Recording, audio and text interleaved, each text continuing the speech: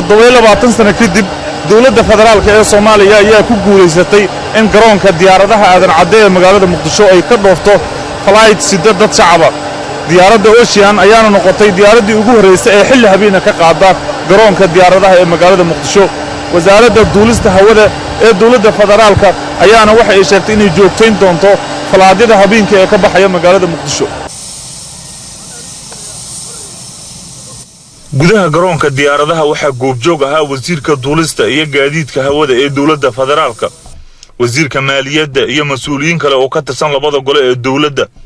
ugu horeyntii wasiirka duulista iyo gaadiidka hawada Maxamed Cabdullaahi Omar oo halkaasi ka hadlay ayaa shirkadaha diyaaradaha ka codsaday inay habeen iyo maalinba garoonka ku shaqeeyaan si shacabku ay kaga faa'iideystaan. aad arkaysiin maalintii shaqada adigu annaga u soo boganay dadkeena xamar jooga ayaa waxaan habeenkii ku hooyanaynaa Nairobi insha Allah taala iyo dadka dibadda ooga sii duulay intaba waxaan ku waaninaynaa ama ka codsanaynaa diyaaradaha kale iyagana inay talaabadaasi wax ku oolka shirkadda Ocean ay qabatay in lagu daydo shirkadaasi haddii Ilaahay ka raali noqdo oo habeenkii la kordhiyo diyaaradaha ka baxay meeshan xilligii xajkii waad aragteen shirkadda Juba iyo shirkado kale ayaa imaanayeen habeenkii marka laakiin habeenka caawa habeenkii ugu horeysay scheduled flight oo habeen kasta khamiis ah iyo habeen kasta sabtiga ah halkan ka bixi doono wayna ku mahadsan yihiin shirkadda aad iyo aad ayaan ugu mahadcelinay. wasiirka maaliyadda Soomaaliya Cabdiraxmaan Ducaale Bayle oo isna ka mid ahaa dadkii diyaaradda raacay caawa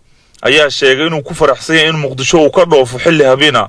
diyaaradihii tirtirsi geliyo inuu dhiiri geliyo waxay u baahneen u sameeyo oo maanta ay tahay aan nasiib u helo inaan ka raaco halkan diyaaradda caawana Nairobi ka sii raacon meel kala tago. waxaa kaloo u mahad celinayaa diyaaradda lafteeda Ocean oo iyadana ka soo jawaabtay baaqa muxuu ahaa wasiirku ku baaqay.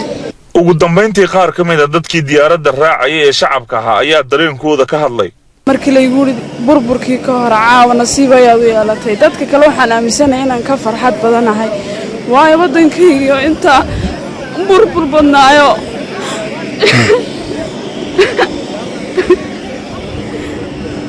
aad baan run ahaantii ugu faraxsanahay wadankayga waana jecelahay inaan mar kasta ka soo baxo.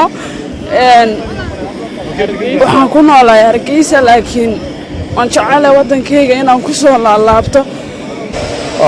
aad baan ugu faraxsanahay ma sha Allah. dib ayaa lagu qabi jiray